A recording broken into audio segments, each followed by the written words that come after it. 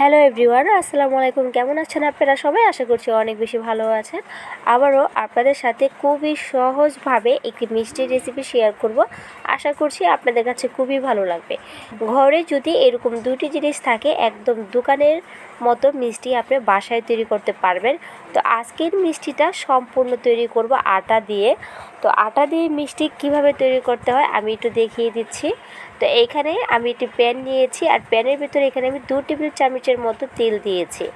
এখন ভর্তি করে সমান সমান করে আমি 1 কাপের মতো দিয়েছি আমি এখানে আটা, আর দিয়ে দিচ্ছি এখানে হাফ কাপের মতো আবারও দিচ্ছি আটা। টোটাল এখানে আমি 1.5 কাপ আটা নিয়েছি।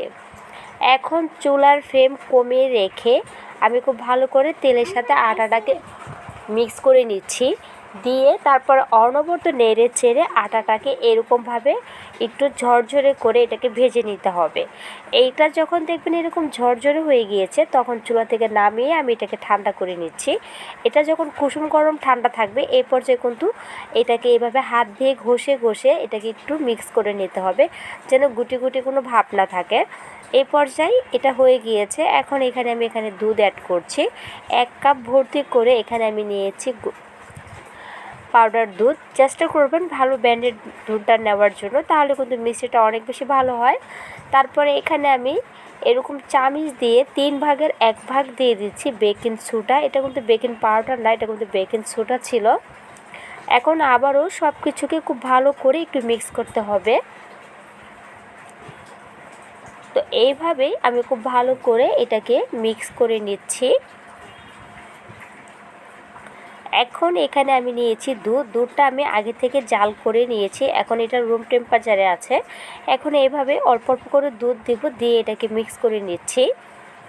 আর আমি এটাকে কিভাবে মিশাচ্ছি একটু খেয়াল করেন। এইভাবে হাতে ঘষে ঘষে কিন্তু এটাকে মিক্স করতে হবে। তো মনে হচ্ছে 1 কাপ দুধ সম্পূর্ণই লেগে যাবে। তো সবটুকু দিয়ে দিয়েছি, দিয়ে আবারও খুব ভালো করে এটাকে একটু মিক্স করে নিচ্ছি। এভাবে নরম করে কিন্তু এই ডোটাকে করতে হবে, খুব বেশি টাইট করা যাবে না, তাহলে কিন্তু মিষ্টিটা এতটা পারফেক্ট হবে না। তো মনে হচ্ছে এখানে আমার আরও একটু লাগবে দুধ, তার জন্য এখানে আমি আবার 1 মুখার মতো দুধ দিয়েছি।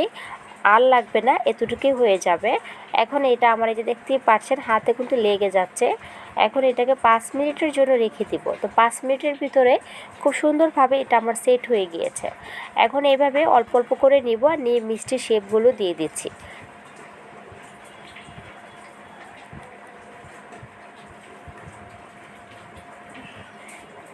একইভাবে প্রত্যেকটি মিষ্টির শেপ দিয়ে দিচ্ছি। এখন আমি চুলায় চলে যাব। তো আগে থেকেই কড়াইয়ে তেল গরম করতে দিয়েছিলাম। তেলটা যখন হালকা গরম হয়ে যাবে, এই পর্যায়ে মিষ্টিগুলো ছেড়ে দিতে হবে। খেয়াল রাখতে হবে মিষ্টির ভাজার ক্ষেত্রে তেল হাই হিট করা যাবে না, তাহলে কিন্তু মিষ্টি একদমই ভালো রেজাল্ট আপনারা পাবেন না। যখন একদম একটা আঙ্গুল চুবিয়ে রাখতে পারেন, ঠিক এরকম তাপমাত্রায় কিন্তু মিষ্টি ছাড়তে হবে। এই পর্যায়ে চুলার ফ্লেম আমার এখনও কমিয়ে রেখেছি, হালকা একটু বাড়িয়ে দিয়েছি। দিয়ে এভাবে অনবরত নেড়ে চেড়ে মিষ্টিগুলোকে ভেজে নিতে হবে। এই মিষ্টিগুলো আমার 15 মিনিট সময় লেগেছে ভাজতে। এখন আমি এখানে চিনি শিরা করে নিচ্ছি। 1 কাপ দিয়ে দিচ্ছি চিনি, আর এখানে আমি দিয়ে দিচ্ছি 2 কাপের মতো পানি। 1 কাপ চিনির জন্য সবসময় কিন্তু 2 কাপ পানি ব্যবহার করতে হয়। তো মিষ্টিগুলো আমি একটু ধার থেকে দেখাচ্ছি, কোনো রকমের কোনো ফাটল ছিল না। এখন আমি শিরার ভিতরে মিষ্টিগুলোকে ছেড়ে দিচ্ছি। মিষ্টিটা যখন একদম হালকা গরম থাকবে, এ পর্যায়ে কিন্তু এরকম ফুটান্ত শিরার ভিতরে মিষ্টি দিতে হবে। এখন চুলার ফ্লেম অফ করে 2 ঘন্টার জন্য রেখে দিয়েছিলাম। ফিরে এসেছি 2 ঘন্টা পর। একটি বাটিতে উঠিয়ে আমি আপনাদেরকে দেখাচ্ছি মিষ্টিটা কতটা সুন্দর ছিল। তো দেখতেই পাচ্ছেন মিষ্টির কালারটা কতটা সুন্দর এসেছে, আর মিষ্টিটা একদমই নরম তুলতুলে ছিল। তো কার কার কাছে ভিডিওটি দেখার পরে ভালো লেগেছে অবশ্যই আমাকে কমেন্টে লিখে জানাবেন। যদি ভালো লাগে প্লিজ একটি লাইক করে দিবেন, আর অবশ্যই আমার চ্যানেলটাকে সাবস্ক্রাইব করে দিয়ে আমার পাশেই থাকবেন। একটি মিষ্টি উঠিয়ে দেখাচ্ছি মিষ্টিটা কতটা পারফেক্ট ছিল। যে দেখতেই পাচ্ছেন কোনো রকমের কোনো ফাটল ছিল না মিষ্টির গায়ে, আর এতটাই তুলতুলে ছিল। যখন বাসায় ট্রাই করবেন তখন অবশ্যই রেজাল্ট জানতে পারবেন যে কীরকম পারফেক্ট হয়েছে। যদি ভিডিওটি হুবহু ফলো করে মিষ্টি তৈরি করেন, আশা করছি আপনার মিষ্টি ফেল হবে না, এরকম পারফেক্ট হবে। তো এখন একটি মিষ্টি আমি কেটে দেখাচ্ছি মিষ্টির ভিতরটা কীরকম ছিল। দেখতে পাচ্ছেন সম্পূর্ণ মিষ্টিতে কিন্তু খুব সুন্দরভাবে শিরাটাকে স্যুপ করেছে। আর মিষ্টির ভিতরে কত সুন্দরভাবে দেখেন একদম দোকানের মতো একদম লেয়ারগুলো তৈরি হয়েছে। তো আজকের ভিডিওটি ছিল এই পর্যন্তই। সবাই অনেক বেশি ভালো থাকবেন, সুস্থ থাকবেন। দেখা হচ্ছে নতুন আরও একটি ভিডিওতে।